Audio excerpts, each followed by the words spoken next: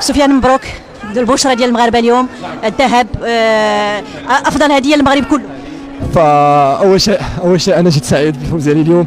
اول شيء كندير اللقب ديالي للرياضي والحبيب ديالنا ملكنا الغالي الملك محمد السادس نصره الله، فكندير ليه هذه الميداليه. هذه هي الميداليه الرابعه على التوالي ذهبيه سفيان البقالي، كنديرها لسيدنا الله ينصرو.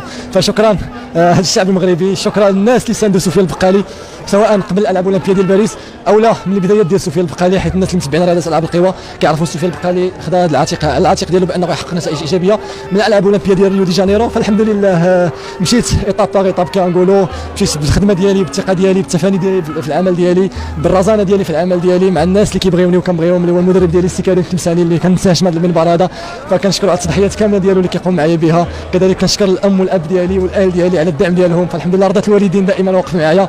فالام ديالي تكلمت معنا وياها في الصباح كتقول لي ولدي انت درتي اللي عليك من قبل، دابا ما تشوفش راسك، ما تزيرش على راسك بزاف باش ما توقع لك شي حاجه. فالحمد لله صحتك هي الاولى. فكنبغي نوصل الناس ماشي سهل باش انك تصبح بطل اولمبي، كنبغي الناس يعيشوا معايا ولو 30 ثانيه من الضغوطات ديالي اللي عشتها. فما نكذبش عليكم، شفت كيفاش الناس كيتسناو ان الناس كانوا كيتسناو، خصوصا ان اول ميداليه في العاب القوى عن طريق سفيان البقالي.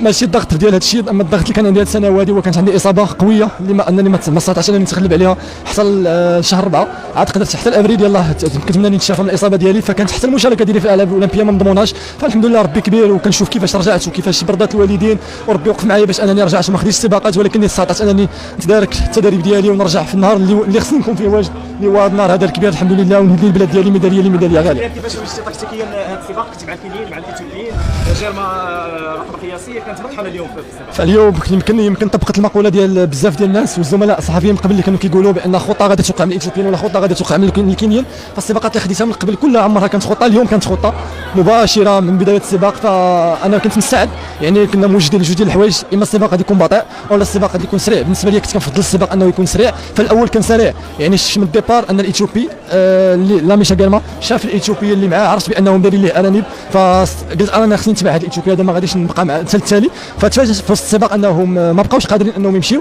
فالحمد لله صديق ديالنا محمد تيندوف طلع ودار داكشي اللي كان خصو يدار. فالحمد لله هضرت معاه وسط السباق، فقلت له يمكن لك تحرك ودير اللي بغيتي، ماشي دير اللي بغيتي. فالحمد لله تخلص الاثيوبيين واستطاع انه يحل الكوكبه، فتبدل الترتيب. هما شافوا تيندوف طلع فتقلب الترتيب، فشفتوا الامريكان طلع في البوديوم. كانت مفاجاه اليوم، يعني انت واحد ما كان كيستاهل الاتليت الامريكي يدخل في البوديوم. فالحمد لله انا كنت كنتسنى 200 متر التاليه باش انني ناخذ المبادره ونفوز بالسباق بطريقه رائعه. الى شفتوا كان واحد المضايقه من جيرما بالنسبه لي في السباق، كان كيحاول يدفعني وكان كيحاول ما يخلينيش ندوز، ولكن الحمد لله في اخر السباق قلت انني Congratulations, my friend. Good job. Good job. Congratulations. Thank you.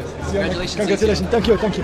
ففي اخر سباق قلت يمكن هذا داير بالو معايا، فلا لاحظت انني خديت اخر رمق، اخر كولوار ليا في السباق باش انني ندوز، ولكن هو كان تابعني وطاح. فالحمد لله انا فاش صراحه ما كنتش باغي انه يطيح، ولكن كنت مركز انني هذيك هي الانطلاقه ديالي غادي تكون في 200 متر، فجات مع انطلاقه مع الطيحه ديالو. وكما قلت لك انا القوه ديالي في 200 متر التالي.